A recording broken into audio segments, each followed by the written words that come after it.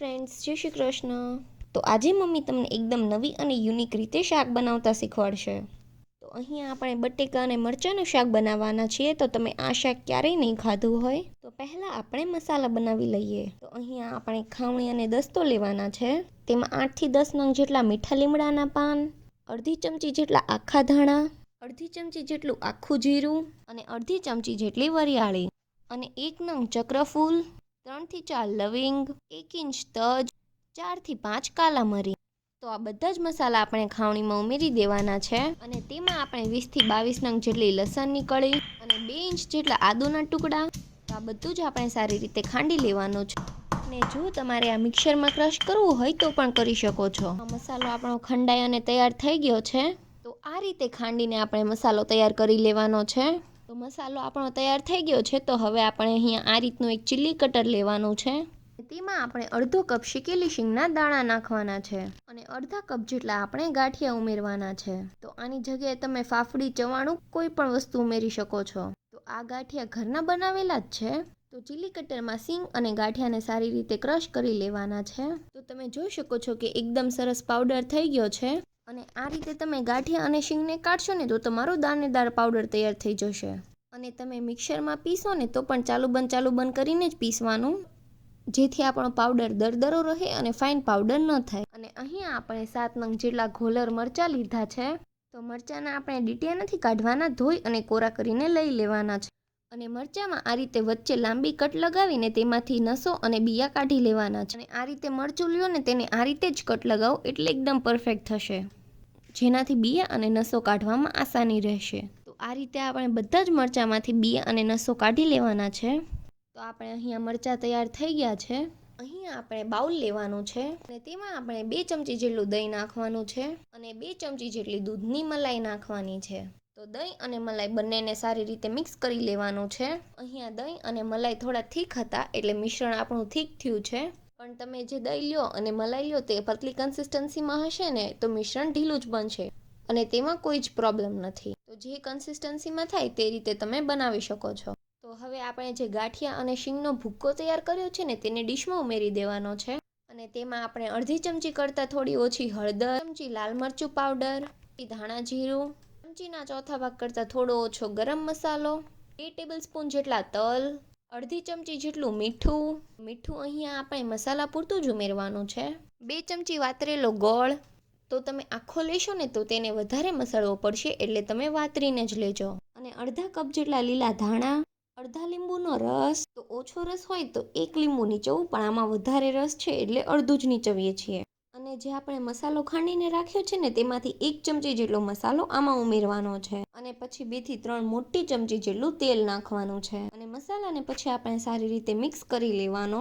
તો તમે જોઈ શકો છો કે આપણો મસાલો એકદમ પરફેક્ટ તૈયાર થઈ ગયો છે. અને ઉપરથી થોડું તેલ જોઈએ તો એડ કરજો. પણ મસાલાની કન્સિસ્ટન્સી આપણે આ રીતની રાખવાની છે, બહુ કઠણ પણ નહીં અને બહુ ઢીલું પણ નહીં.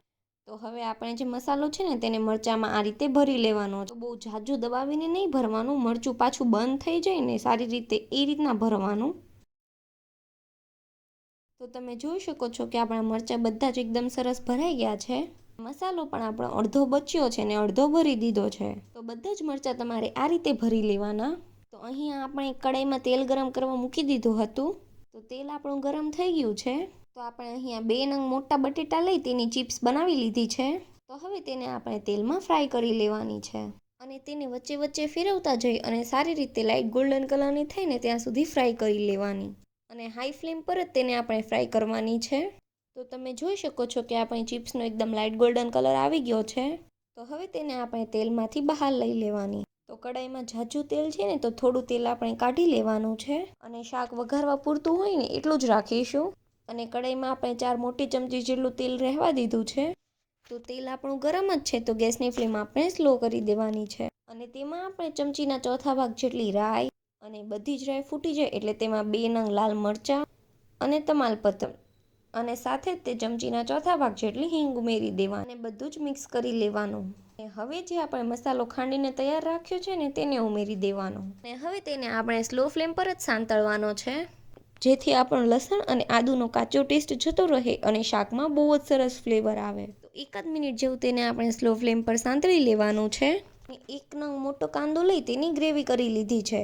તેને આપણે ઉમેરીને મિક્સ કરી લેવાનું અને તેને ઢાંકીને આપણે થવા દેવાનું છે તેલ છૂટું પડે ને ત્યાં સુધી.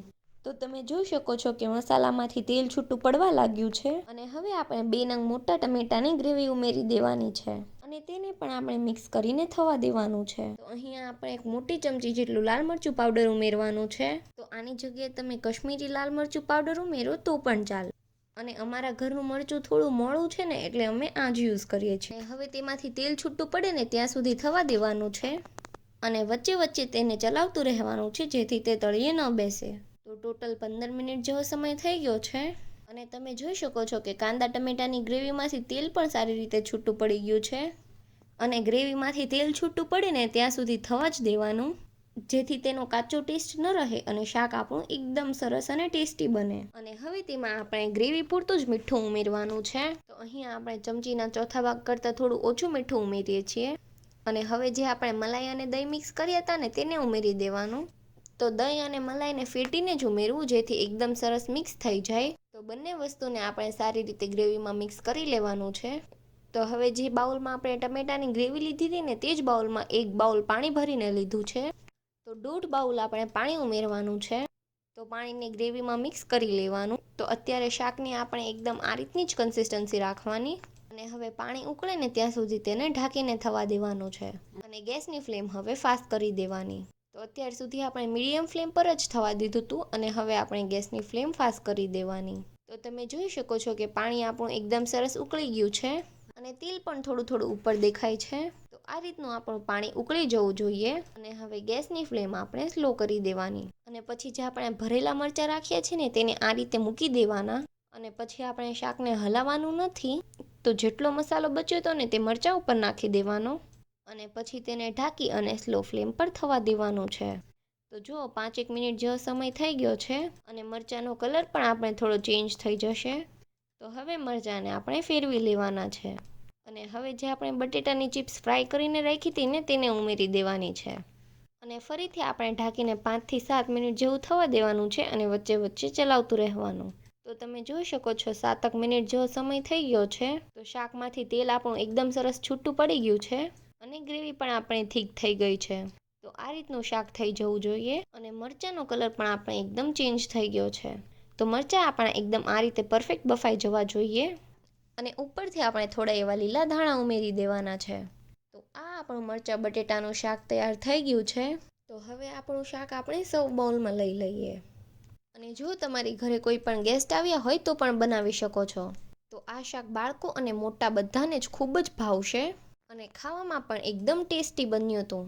તો તમે 1 કાં તો 2 રોટલી ખાતા હશો ને તો તમે 4 રોટલી ખાઈ જશો એટલું સરસ શાક બન્યું હતું.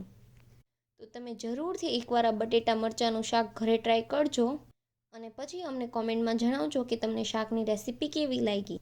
અને અગર તમને રેસીપી સારી લાગી હોય તો વિડીયોને લાઇક કરજો, શેર કરજો અને અમારી ચેનલને સબસ્ક્રાઈબ કરી દેજો. Thanks for watching.